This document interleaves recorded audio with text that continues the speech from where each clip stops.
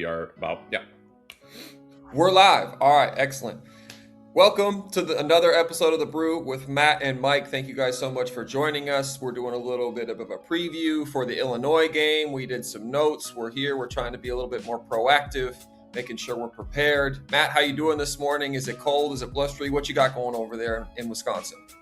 Today is an absolutely wonderful day in Wisconsin. It is 37 degrees right now, and it is 8 a.m. as we record this. So it is balmy in Wisconsin. And what I want to discuss, I was complaining a lot in the last episode after Indiana. I was complaining about that girl at the gym. I want to say something that I really appreciate, a little thing that I like. And few things in life bring me as much joy as my remote start of my car. Like every day, it can be negative 10 degrees, and I know I got a nice and toasty car. Sometimes I just run it for the hell of it. There are a few things that bring me more joy. It's like when you're a kid and you're out playing for a long time and you come in and your mom surprises you with a nice hot cocoa. That's how I feel about my remote start every single day. I remote start the hell out of my car, and it is one of my favorite things. And I think I'm catching up for lost time because I've seen others do it for years. I'm like, why is everyone so obsessed with it? But then once I had it with this car I have now, total game changer. Love my remote start, but I won't even need it today because it's a balmy 37. But yes, to answer your question, I'm doing great. Life is wonderful. Love that, man. Good to hear that. Good to hear that. All right, so we got to do a little bit of a breakdown here against a extremely good Illinois team. Also, you can also just choose to move somewhere where you don't need a remote start. Some of us do that. Well, here's the beautiful thing about remote start is, let's say it's super hot. And if you have like leather seats, I don't, but those things get toasty, right? Boom, remote start in the hot, so you can walk in and it's just ready to go. You don't have to go into a sauna. Some people like that. My buddy Carl, shout out to Carl. He is like, one of my favorite things is to walk into my car when it is hot, and I'm like, that's crazy. But it kind of helps shift my perspective a little bit, where I go into a super hot car and I'm like, just embrace it. It's not that bad. If you're mentally like, oh, I don't want to do this, then it's a lot worse. But you're just like, hey, this isn't that bad. So I like how we're dealing with first world problems proactively. Yes. I love that. All right. Enough about remote starts. We're back online. So we got the Illinois game. So we got them coming up. They're one of the best offensive teams in the country. They are the tallest team in the country. They make the most threes in the Big Ten at 11 a game. They shoot the highest percentage in free throw percentage at 79%. They have the highest offensive rebounding percentage, and they have 5 guys in double figures. All right. They also have an elite point guard right now who's a freshman in Wagler. Man has been a bucket. He's been distributing. Before we get into this breakdown, we were talking a little bit about off camera, and we're discussing the game and everything like that. And Matt said some off the wall thing that I need to hear. I need to understand. He said Wagler doesn't scare him, and I need to know why. Like, what do you see that I don't? That I'm like, ooh, this is going to be a challenge. I'll tell you who Wagler is. All he is a poor man's R.J. Hunter. That's all he is.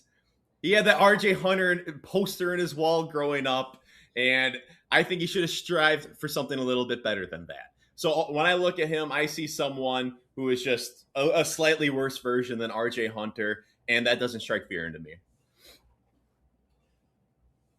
I don't even have a response for that. We're gonna keep going. This is an interesting like everything I've seen. He's 18 years old. He's controlling the pace. Boswell went out, their starting point guard, and he was more, he was getting, busy. He was distributing. He was being an offensive engine for them. But Wagler is the guy that makes them go. He is reading ball screens at an extremely high level. He gets off the ball. He makes the 90% play all the time. I've really enjoyed his game and studying him a little bit because I watched him put up 49 against Purdue, and I was like, yo, who is this dude? And seeing him play it. For me, he strikes a lot of fear into me. I'm not going to lie to you. This is a game that, sorry, 46. My bad. Sorry about that. 1 3-pointer away because I think he had 2 or 3 that went in and out. So Wagler strikes some fear into me. But kind of going into this game, I want to get your perspective, Matt. What do you think is going to, how do you think this game is going to play out? What do you think are some things that we, as the Badgers, we need to do to make sure we can contain guys like Wagler, guys like Ivisic, Mirotic, those guys? What do you think we need to do with them? Before I answer that question, do you remember who R.J. Hunter is? Yeah, he played at Which school did he play at? Georgia State. Yeah, First he round got pick, busy. I believe, Yeah, by he the got busy in the Celtics. tournament. Yeah, he had an okay career in the NBA. Yeah, he was a heck of a player in college, though. Bro, I'm telling you. Okay, I was exaggerating the comparison for comedic effect. Hope someone out there got a chuckle. But I do see a lot of similarities there. But what I will say is I think Wagler is a more high level ball handler and facilitator than RJ Hunter was. And RJ Hunter as a freshman wasn't nearly as good as Wagler was. RJ Hunter No, was a junior when he popped off in the tournament with Georgia State. And just before we get back on topic completely, I'll just say in 14-15, I predicted that Georgia State would beat Baylor. They were my hype team all season because, fun fact, RJ Hunter was a first round pick on a mid major who was a junior who was closer to 22 years old. And he wasn't even the best player on his team. Fun fact, wasn't the best player on his team. Ryan Harrows was the best player on that team. Unfortunately, he got hurt and did not play in the game against Baylor in the 3-14 matchup. They still okay. won without Harrows, and Harrows, like, I think, pulled his hamstring and like hobbled on the court for a few minutes against Xavier in the round of 32. But he was the best player on that Georgia State team. So between those two, and it was just Harrow. I just looked it up. Harrow, not Harrows, but he was the best player, and he was like 23, turning 24 soon after the season. They had some age, some experience, some continuity. Their big guy was 6'10", Washington. He was a high major transfer, and he was just averaging like 4 points, 4 rebounds a game, blocked a shot. Nice. But I'm like, that's pretty high level stuff to have a high major transfer who's 6'10", who can do that on a mid major. And what sucks in college basketball today is you're not going to see this. Like, there were some No. Georgia State utilized some transfers. Those transfers had to sit out, but they also had some continuity on their team mixed in, and they were old. You're never going to have an old, talented player like Harrell in his 5th year at Georgia State. And also they had Kevin Ware. Shout out to Kevin Ware. He was on that team Oh, that won wow. in 14-15.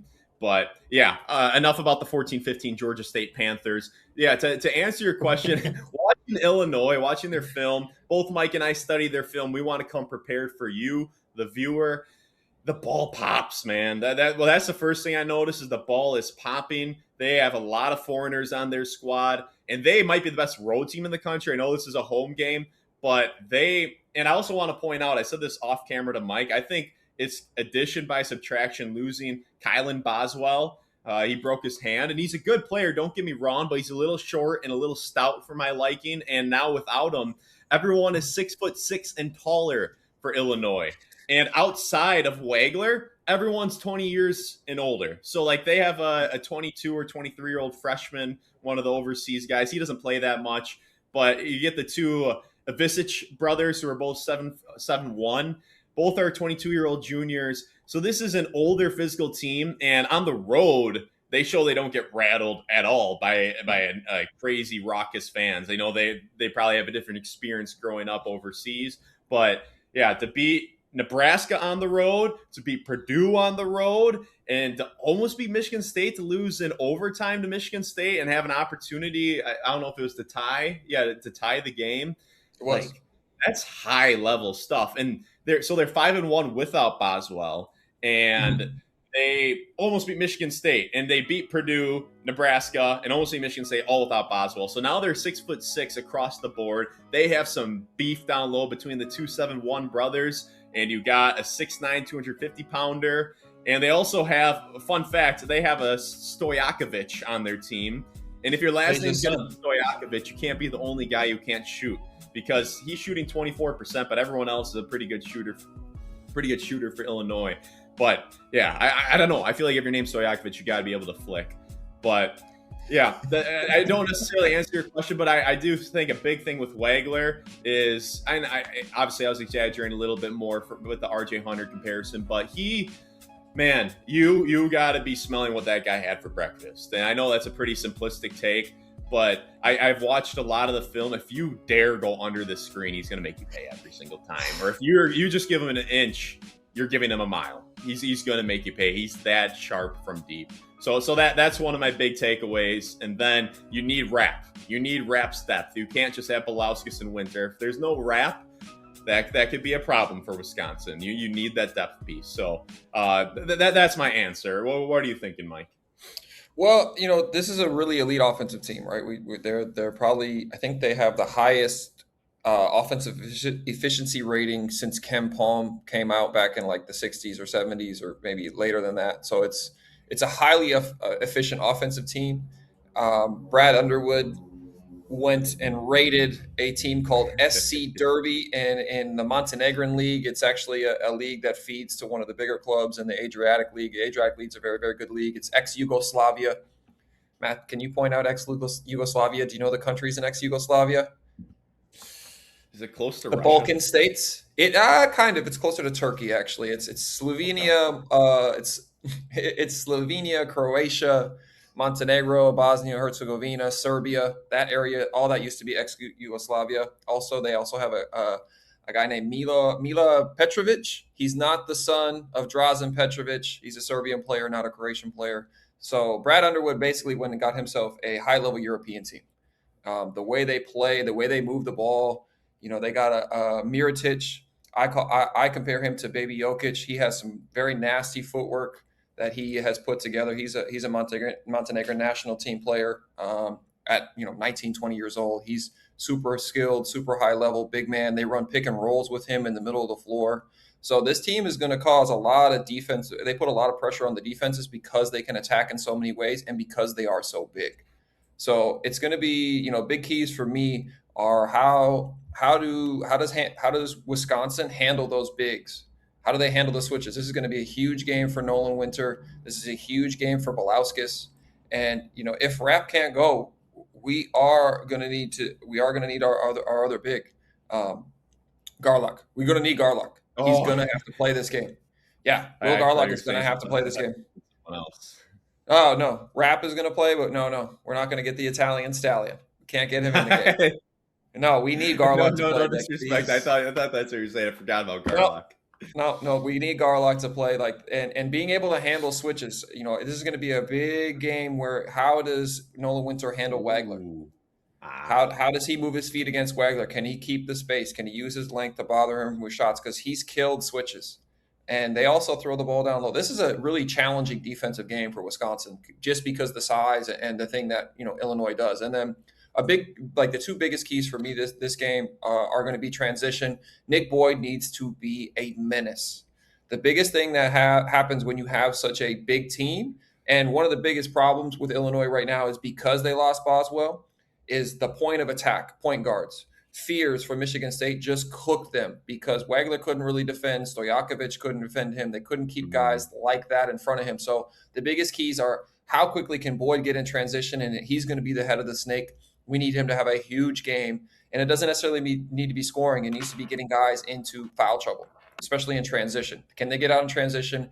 And then we need big games on the glass from Andrew Rohde, big games from Carrington on the glass specifically. And then our other guys got to knock down shots. If we can get our others to knock down shots with Nick Boyd and Blackwell getting into the paint, getting paint touches, because they're going to get those. They're not going to really be able to finish so much because there is so much size around there, but we're going to have to be able to spray the ball out and knock shots down. So for me, that's the keys to this game, and we'll see what happens with them. But I'm excited to watch this team go head to head with one of the best teams in the country. This is a really, really big opportunity for Wisconsin. They knocked off Michigan when they were undefeated. I think they have the mental makeup to go into Champaign and knock these guys off. So what's interesting about Illinois is you have Humerhouse and Jake Davis. You look at both of them, and it's like you would imagine those guys are also from overseas, but those two are both American, and they can shoot, and they're only averaging, 5'9", 5'3" a game, and they are nice players, man. They are nice. Great role players. Every outside of Stojakovic is a pretty good shooter percentage-wise. Even the 271 guys, man, they can. That's tough. That's really, really tough. And also, you said you got to get them in foul trouble. Illinois doesn't foul. They average the second fewest fouls per country. They lead the Big Ten in giving up the fewest amount of free throws per game. They play super smart. They don't foul. They move that ball on the offensive end. They move that ball. This is a really, really, really good team. And what stinks is I love that small ball lineup where we can have, say, Janicki, where you have the trio of Rhodey, Janicki, and Carrington, two of those three alongside Boyd, Blackwell, and then Winter at the 5. There's too much beef with Illinois. You are not going to get away with that, in my opinion. Do you think you can do any small ball? I would be surprised if Coach Gard goes to some small ball. I think he'll probably try it out early, and it just depends on, can you get them off the glass. Like, there's a lot of beef there. That they have two 7-footers that come in for each other. Plus Mirkovic is 6'10". Hummeringhouse, like, they have so much size that it's like, all right, can you handle that with your small ball? Can you clean up the glass like that? I think with Braden you can, because he's a little bit more athletic. Janicki, he goes and tries, but bro, those dudes are big. Like Yeah. I will physically try to play a center position as a professional, and I can do it for about 3 minutes. But if I'm dealing with a 7-foot or a 6'11" human that's got 40 or 50 pounds on me, you can't sustain that. You can't sustain that over 8-minute stretches. It's just, you're going to lose that battle. So I would be really surprised if they do go into small ball. The only way that it can really work out is if we're knocking down shots and we're spreading them out so much. So we're trading 3s for 2s on that end, and we can get just enough from Winter and just enough from Carrington on that small ball lineup to rebound. But this team attacks the offensive glass. That's one of their weapons. That's a huge weapon of theirs. That's a huge piece of their offensive arsenal, is just bludgeoning people on the glass. It's very common. They did it to Michigan State. Michigan State's one of the best rebounding teams in the country always. And that's one of Michigan State's principles, is to attack the offensive glass. And we just got to handle that. And if we do, we'll have a shot. And if we don't, it's going to be a long night in Champaign. And this is an obvious take, but you got to be knocking down shots. Wisconsin has to have a great shooting night to pull this off, like they did against Michigan. Maybe not to that level, because that was unbelievably good, but they got to be knocking down shots. That's a very simplistic take, but that's what it is. And then in the rebounding margin, just on the season, Illinois out rebounds their opponents 41.4 to 30.8. Like that. That's a problem. That's a problem. That's 11 is big. That's a lot. It's a big difference. Yeah, and then I think 2 questions as we wrap this up is, one, Wagler. Who are we going to start on him? And FU historically, let's go to the last 25 years or so, since the year 2000. What Badger historically would you have liked to put on Wagler? And then who do you think we're going to start off? Is it going to be Boyd, because it's that's like the smallest guy for Boyd to guard? Yeah, I think I think the obvious matchup is just going to be Boyd, but I also like it for a reason of I feel like Boyd is going to want to match up with him and kind of show him, like, nah, you're going to have to deal with me too. So Wagler is a problem offensively. He does a great job out of pick and roll. He's very workmanlike in his approach to the game, especially on pick and roll offense. Like, he doesn't really force anything. It feels like he has a very good feel for pick and roll basketball, especially in the middle of the floor. And it's going to be, are we going to switch that? How are we going to handle those middle pick and rolls? That's the first thing I'm going to watch when those first few possessions. But I think it's going to be Boyd, and I think it's good for him, because when Boyd sees another point guard that's elite and he likes to match up with them, I think that brings out his alpha wolf. It brings out his mentality of, okay, I got to dominate this matchup, and hopefully he can try and do that. So I think that's the obvious one. We might try and hide him, and we might put Rhodey on him, because Rhodey does a good job of actually navigating pick and roll screens. So that's the other option I'm looking at. And then in terms of who I would have guard him, definitely Michael Flowers. Josh Gosher was a great defender over the years. I think he was, one of the more elite 2 guards we ever had in terms of glue and in terms of just defensive prowess, even after his ACL injury.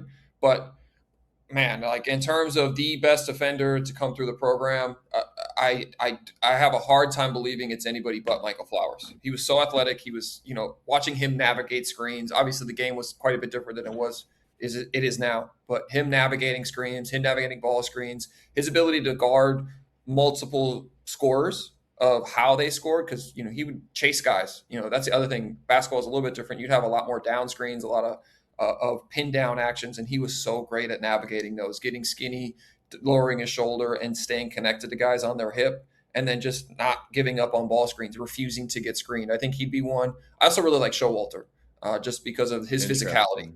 Showalter physically, he athletically and physically, and he just had this, I don't care. I'll run through a brick wall if you're gonna do this. I'll run through the brick wall with you. So I think those would be the two that I would have. Okay. Yeah. So with that one, and I just want to mention that Nick Boyd is nearly 6 years older than Wagler. So Boyd has a huge opportunity here to be a disruptor. He has the athleticism. If he has that dog in him, that full game, just to be an energizer bunny, just to nonstop get after him and stay out of foul trouble, he has an opportunity to be a massive disruptor. This is a huge matchup and a huge opportunity for Boyd. So I'm excited. I guarantee Boyd is going to be going really hard because he always goes hard. But if he can just lock in defensively and really make things hard for Wagler, that could be a game changer for Wisconsin and their chances to win this. But yeah, Wagler just turned 19 a week ago today. And then Boyd is turning 25 in April. So almost 6 years older than him. So let him feel that physicality. Let him feel that experience and that age. Get after him. And then historically, looking at who I would have guard him, I agree. Flowers is up there. I wrote down a few. Flowers, Gosser, Brad, Klesman, Mike Kelly, Trayvon Hughes, Johnny Davis. All those guys, have different strengths. I would say, yeah, Flowers, but also don't sleep on Johnny. Johnny, 6'4", can move his feet super well, defensively super athletic, and he was a dog. So I think Johnny and Michael Flowers would probably be the two guys I would think of to guard him. And then last thing, as we wrap this up, Mike, what is one of your favorite memories or your favorite memory at in your time at Wisconsin when you played Illinois? So when we played Illinois, I don't know if it's a favorite memory. It's one I told you right, the one that came off my head, right in front of me, right off the top of my head when you asked me this question, because you told me to be prepared. And I just remember I was a sophomore. We were playing. I had an afro at the time. Those of you that don't remember, I did have that going for me. We were at Illinois. We had already beaten them at home, and then we went to Champaign. We're in a dogfight with them. They had a really good team. They had Dimitri Rakemi, Davis, Mike Tisdale. They had shooters all over the place. Brandon Paul was on that team. Like they were a good team. And I remember I messed up a coverage. They ran a lot of deep pin downs with Bruce Weber at the head coach. So they would run pin downs basically below the block. And we had covered it in scouting report. Like if they set it below there, we're supposed to shortcut it or go underneath, like go in between the screen. But our rules were always follow shooters, especially coming off of pin downs. You stay connected and you follow. You run through. You don't shortcut screens. But they knew that, so they changed their angles to take advantage of that. And I messed it up, and I followed, and all of a sudden I gave up a giant alley-oop dunk to, I think it was Tisdale or Davis, and we come back to the huddle after a timeout, and I know what's coming. Like, I'm very aware that I messed up the coverage, and I come in, and pardon my French, but Coach Ryan says a few F-bombs and looks at me and goes, "You should get a dress with all that hair." And to this day, I still remember that. I was like, dang, just for going underneath the screen? Like, all right, my bad, guy. So, at the time, I was very upset with myself because I knew I messed up. And so, but that was, looking back on it a few years later, that's definitely one of the funnier things I can think of that happened during my time there.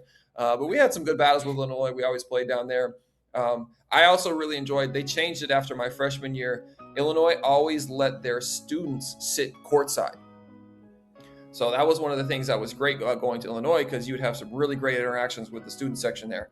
I always enjoyed that going in, is interacting with student sections and seeing, kids my age talking smack to me. Always kind of gave me a little bit of an edge. So that was one of the other things I really liked about Illinois. They changed it now, unfortunately, but yeah, definitely a good memory. Something funny I can look back on. At the time, not so great. Now that I'm aged gracefully, I can. Yes, I sir. can Still hooping at a high level. Yep. Even though I got a few more wrinkles and I still got some different mileage on my knees now, we got to get a little different oil change every once in a while. We're in the high mileage oil change era of my life, so. Yes, sir. Yeah. Well, no, that's great stuff, and thank you very much to you, the viewer, for making it to the end of this video. Mike and I will be back with the Brew soon. We'll be reacting after the Illinois game potentially, or the next morning. But stay tuned, and we will see you very soon. Hit that subscribe button. Give Mike's channel some love as well. And follow us on Instagram, Spotify, and see you next time.